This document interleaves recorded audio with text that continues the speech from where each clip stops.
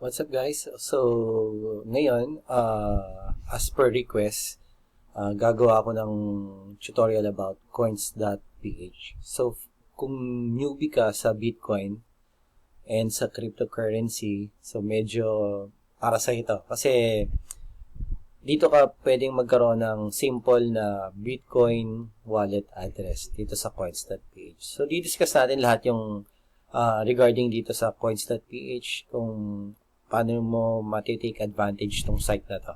Okay? So, ito yung website niya, coins.ph. Okay?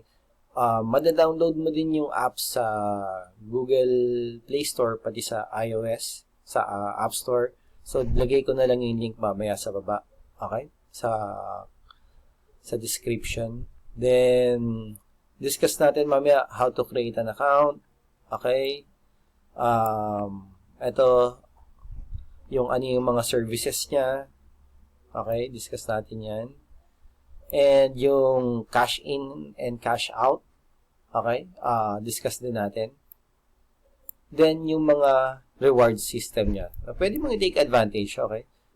Hindi siya ganun kalakihan, pero if ever, pwede mong i-refer yung mga friends mo dito. Okay? So, una, create muna tayo ng account. Okay, how to create an account. So, ako may account na ako. So, ano na lang, kayo na lang bahala dito. Okay, follow nyo na lang. So, create an account. So, kailangan mo yung mobile number mo. Okay, then, create password. Okay, so, dito may nakalagay, I have a promo code or referral code. Ito yung referral system nila. Kasi bawat account sa coins.ph, may referral code ka. So, ang mangyayari doon, pag ginamit mo yung referral code, may tig 50 pesos kayo nung nag-refer sa'yo after verification. Okay, so, pag naano mo yan, kikreate ka ng account, i-email ka nila, okay, confirm mo lang, then, yun na, may account ka na nun. Okay? So, kung mapapansin mo dito sa website ng coins.ph, back tayo.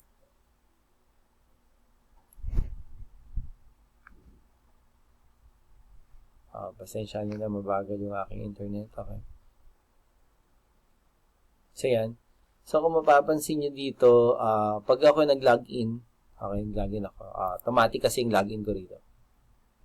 Nakasave yung password. Makikita mo yung buy and sell price ng Bitcoin. Okay. So, loading pa siya.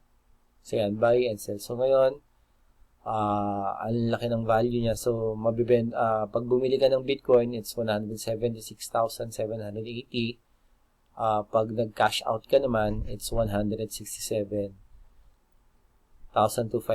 So, tanong, kailan magandang mag-buy? Okay? Kasi ang strategy ko regarding sa buying Bitcoin, wala eh. Kasi, guaranteed naman kasi talaga na tataas yung value niya.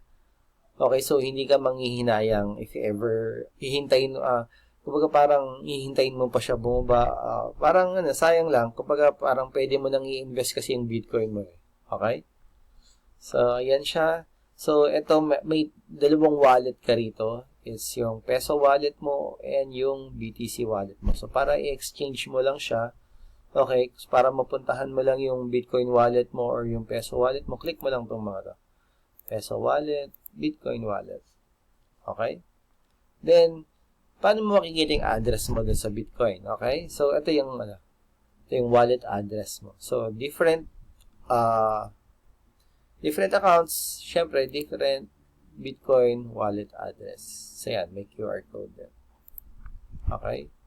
Then, paano ka magsisend ng Bitcoin? Okay?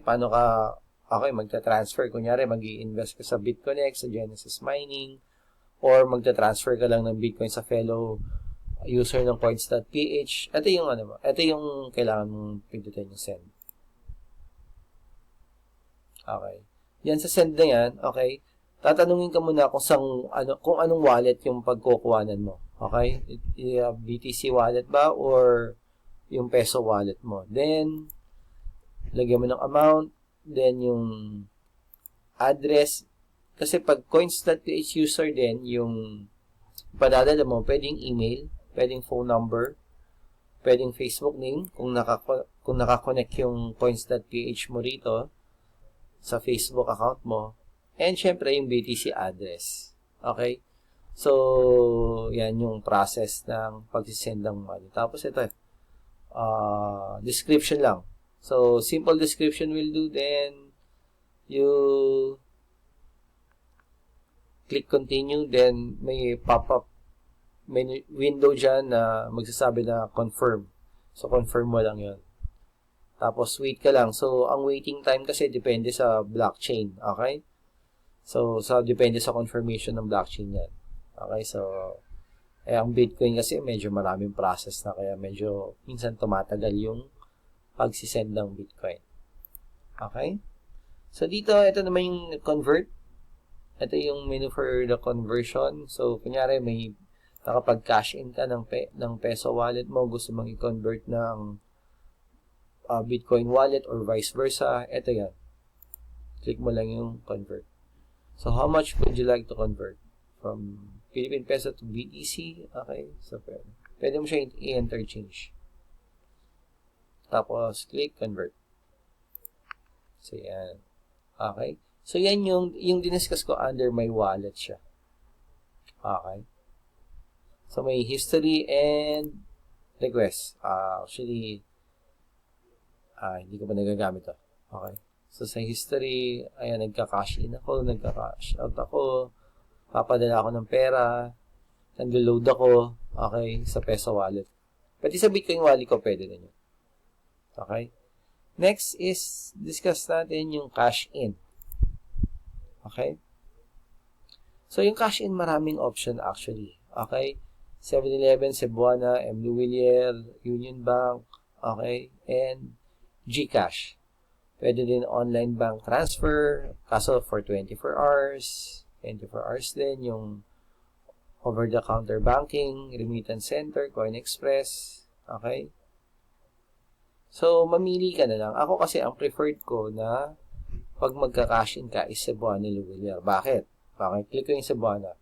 Kanya magka-cash in ka ng around 20,000 pesos. Okay?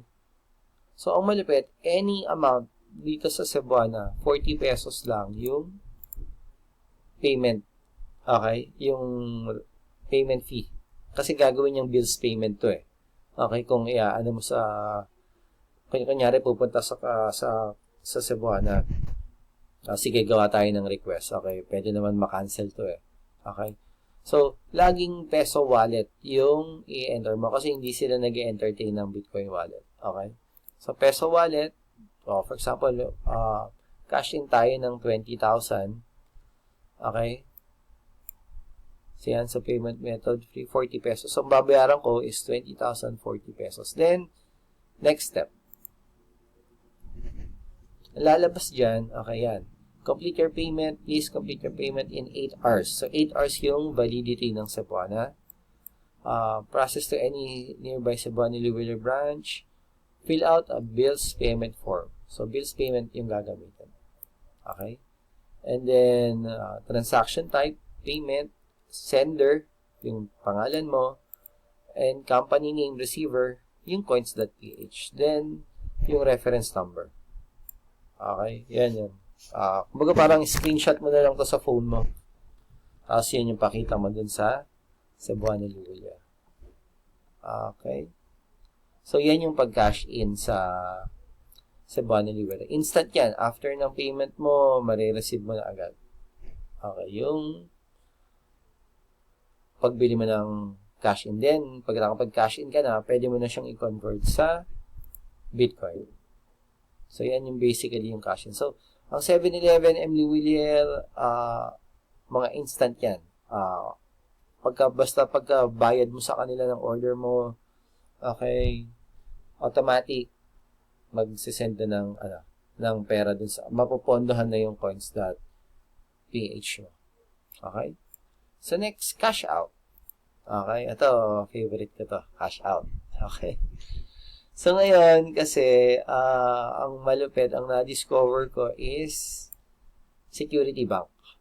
Okay? Bakit? Kasi libre. Walang fee. Okay? So, napakaganda ng ano na ito. Tignan mo.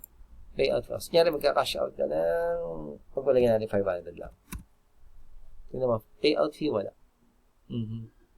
So, ang mangyari kasi, pag nag-payout ka nito, try natin, ha? My wallet, BTC, mababa lang yung amount ko. Tingnan natin kung kaya. Try natin. Security bank. Okay. Cash out tayo ng 500. Kita mo, wala siyang fee, okay? The next step, please note that this cash out service is facilitated by a third-party security bank. CoinsPH is a separate independent company from Security Bank. In case of ATM errors or any issues with disbursement, we are dependent on Security Bank's approval before issuing any refunds. So, medyo, may risk din siyang kasama. Pero, tatry ko to sa susunod. Next step. Recipient's full name. Okay, recipient's mobile number. Payout method. Then, ayan. So, kunyari ako. Then,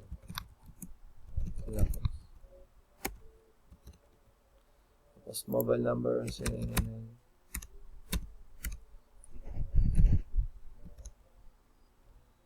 Okay. Hit payment. We don't have any funds. Okay. Pero, ang malupit kasi yan, nabasa ko na siya. Okay. Nabasa ko na siya, maraming i-email sa'yo na information. So, yun yung parang i-enter mo dun sa ATM. Okay? So, ganun. So, yan yung cash out. Pwede ka rin naman mag-cash out sa Cebuana. Siyempre, may payout fee. Okay? 500. Ayan, no? So, tingnan mo, may 25 pesos na lumabas.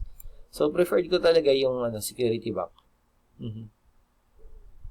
Okay. Then, you could buy load here in coins.ph. So, ako, ito na yung ginagamit ko para hindi na ako pupunta sa tindahan. Dito na ako bibili ng load. Pwede kang magkumuha ng pawn off to BTC wallet mo or peso wallet mo. Then, may 5% ka pa na rebate dun sa bawat load mo. Pay bills. Okay, so ito hindi ko pa na-try. Pero you could pay bills here. So, yan, bill type. Pumili ka lang dyan. Then, process mo. Okay?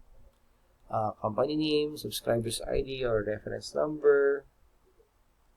Ayan. Kumpletuhin mo lang yung details. Tapos, pay bills.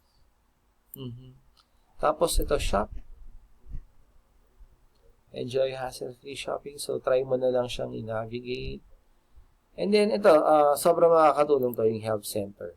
Okay? So, try mong basahin tong help center na to. Kasi, once na gumawa ka ng account, kailangan mong mag-verify. Okay? Dito tayo sa safety and security. May validation kasi dito. Okay? How can I increase my daily transaction limits? So, yan yun.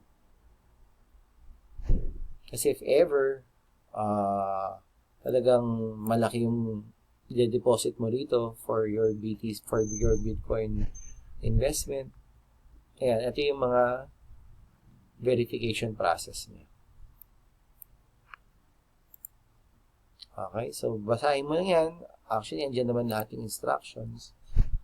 So, I think na-cover ko lahat yung regarding dito sa coins.ph. So, if you have any questions, please comment below. Again, lalagay ko yung link ng download link niya sa App Store pati sa iOS. So, ito para sa mga newbies to sa Bitcoin. So, para magkaroon ka ng Bitcoin wallet address. Okay, so once again, this is Randel. Hope you like this video. If you like it, like mo lang siya and subscribe sa channel ko. And once again, thank you very much for watching and peace, brother.